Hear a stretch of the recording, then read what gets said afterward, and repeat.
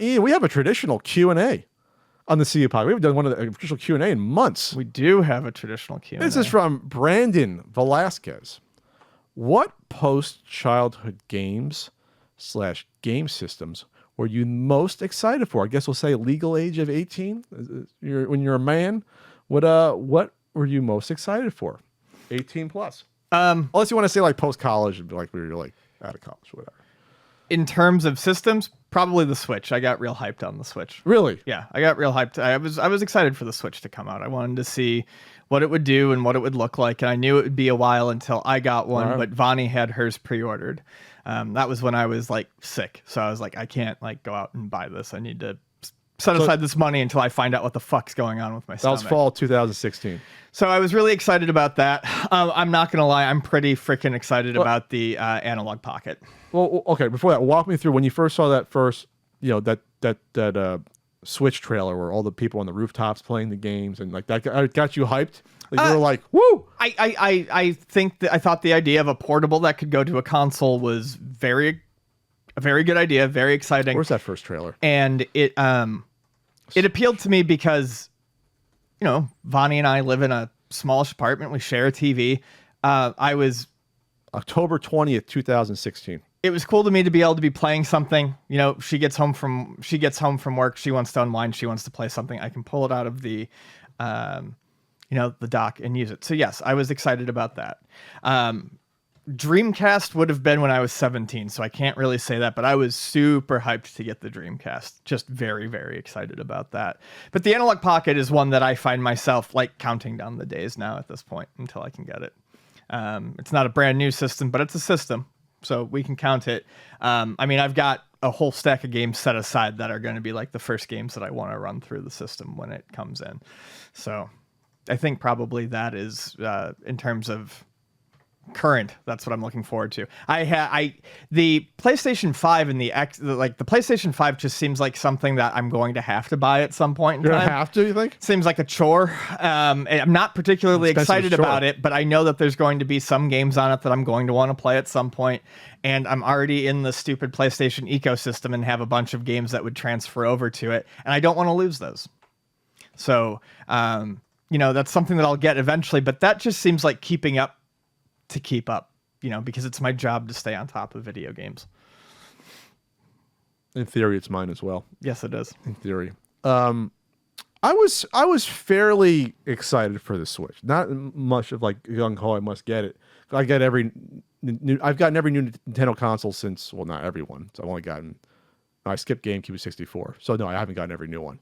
One new. But I got the Wii. I bought a Wii one barely used back when you couldn't get them, remember? Like for 2 years, you couldn't get a Wii. And I got one, it was like 2007. I got one like January or February, like 5 months after it came out or whatever it was, 4 months, and with a bunch of used games. So I got that. That was actually kind of excited for the Wii. Now I think about, I was excited for the Wii. The motion control thing actually kind of got me. Sure. Because I remember going on eBay every day looking for one, like trying to find like a deal. I wasn't going to spend, what was that, $300 when that came out? Wii, it was like $300. I thought it was $250. Wii retail price. The Wii was $250. Yeah. So you couldn't find one new for under like $350, or it was tough. It was getting scalped left and right.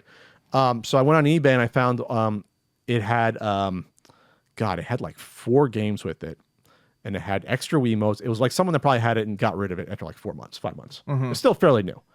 And I got the package for like $340. I remember the retail price with the 4 games was probably like over $400. So I got a decent deal. So I was excited. Like I remember turning on the Wii. To me, that was like my first. I had abandoned consoles basically up to that point for the past 12 years. I'm trying to think. I really stopped playing Super Nintendo about 94. So obviously I was still playing retro stuff, NES, but I abandoned new console games for like a decade. Now I think about it, I wasn't playing any of them. It was just computer. So the more I think about it, the Wii kind of got me back into console games more than I thought. It was like I remember playing the bowling the first time like everyone did, and playing like the batting, I remember getting a kick out of the baseball game. I'm like, this is cool. And it was weird to go from like, okay, you're used to Super Nintendo. And yeah, I played I played console Nintendo games with my cousins and friends. I played N64 in college. Yes, I get it. But I totally didn't play GameCube at all. I mean, at all. GameCube was not a thing for me at all. So I went straight from really some N64 a little bit to the Wii. And it was weird seeing like Nintendo was like growing up almost. It's like, oh, you have a splash screen and it's all like cutting edge, and you have a shop. And it was really a weird thing to see that. It was almost like something. It was like it matured with me almost in a way. Sure. I was 26 when the Wii came out. Hadn't played a game, new or older since I was a preteen to early teenager. And it was like Nintendo grew up with me, and it was almost like a retro feeling, even though it wasn't a retro console. So super excited about the Switch. The more and more I think about it, I loved Wii Play. As stupid as simple as Wii Play was, a really good set of collection of mini games that really used the. I've never played Wii Play. You've never played Wii Play? I know people like it, but I've never played it. Came with an extra Wiimote. Yeah, that's what sold it for most people. It was brilliant. The pool game, the little combat type of game, basically Duck Hunt was on that. People said the pool game was surprisingly good. Yeah, there's a lot of cool games on that were fun to play multiplayer. I might have played Strip Wii Play once, whatever. But it was a fun experience. So that was a big one for me. Then for some reason I go back to it. People say that was the last new game you played. It wasn't the last new game I played, but I was for some reason over the moon over not LA Confidential. The fucking LA Noir. It's LA Confidential, the game. But LA Noir. I was over the moon over thinking, wow, this interactive interrogation thing is pretty damn cool. How they're going to pull it off, even though it's basically a choose your own adventure thing. There's not a huge amount of interaction with it. It's still, hit A or B or C to get to this point. It was interesting. It was another game that style that, Rockstar abandoned, LA Noir. So how many things that they did that they never went back to, out of all this stuff that they published, Yeah. It's amazing when you think about it. Like they did so much more experimentation that they don't do anymore at all. Even with bad stuff that they experiment with, like the one you're beating up people at the mall. State of Emergency. Never went back to that after a couple of games. They never went back to that. They didn't do stuff like that anymore.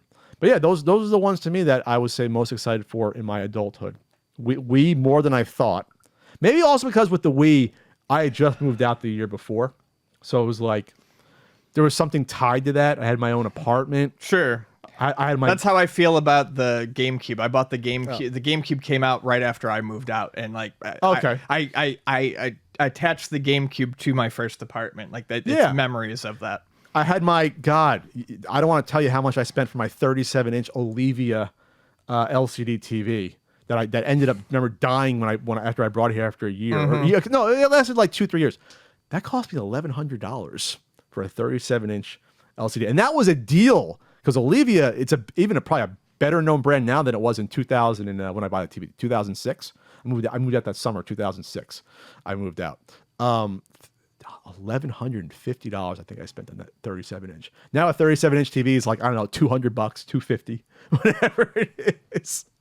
That's why I played the Wii on, and it was a fun time. It was absolutely fun. So that's it. Yeah, Wii and LA Noir, those are my two go-tos there. Yeah. All right.